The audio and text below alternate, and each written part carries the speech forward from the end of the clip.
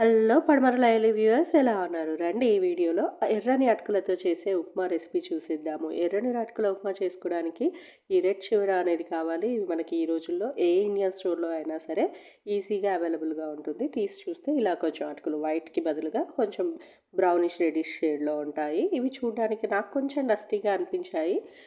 Better ఒకసారి rinse చేసుకుంటే better అని ఒకసారి వాష్ చేసేసి అయితే ఒక 20 మినిట్స్ కోసం అయితే సోక్ చేసి పెట్టాను. ఈ లోపల మనకి మిగతా కావాల్సిన ఇంగ్రీడియంట్స్ అన్నీ తీసుకుంటే ఆనియన్, పచ్చిమిరపకాయలు, లెమన్, కరివేపాకు, కొత్తిమీర ఇవి బేసిక్గా కావాల్సినవి.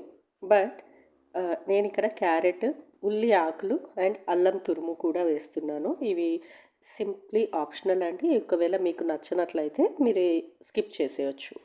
లేదా కొంతమంది పొటాటో కూడా వేస్తారు. సో అది కావాలన్నా వేసుకోవచ్చు. వీటిని ఇలా చిటిక వేసినంత ఈజీగా కాదు, కానీ మెల్లిగా కూర్చొని చాప్ చేసుకొని అన్నీ రెడీగా పెట్టుకొని ఇప్పుడు ఒక ప్యాన్ పెట్టేసుకొని స్టవ్ పైన అందులో ఒక 3 to 4 స్పూన్స్ ఆఫ్ ఆయిల్, ఎండుమిరపకాయలు, తాలింపు గింజలు అన్నీ వేసేసి అవి కొంచెం చిటపటమన్నాక మనం ఇందాక రెడీ చేసి పెట్టుకున్న అన్ని ఇంగ్రీడియంట్స్ అన్నీ కూడా ఒకదాని తర్వాత ఒకటి ఫస్ట్ వచ్చేసి ఆనియన్స్, పచ్చిమిరపకాయలు, కరివేపాకు ఇవి వేసేసి అవి కొంచెం రోస్ట్ అయ్యాక దానిలోనే కొంచెం పసుపు, ఆ తర్వాత మనకి నచ్చినట్టయితే క్యారెట్, పొటాటో లేదంటే ఇంకేమైనా వెజిటేబుల్స్ అయినా ఇక్కడే యాడ్ చేసుకోవచ్చు. సో నేనైతే క్యారెట్ అండ్ జింజర్ రెడీ చేసుకున్నానని చెప్పాను కదా, సో అవి రెండు కూడా ఇక్కడే యాడ్ చేసేసి అలానే ఉల్లి ఆకులు, గ్రీన్ ఆనియన్స్ ఏవైతే ఉన్నాయో అవి కూడా యాడ్ చేసేసి ఇవన్నీ కూడా కలిపి ఒకసారి దానిపైన లిడ్ పెట్టేశాను. సో దట్ అవి ఈజీగా కుక్ అవుతాయి అని చెప్పేసి.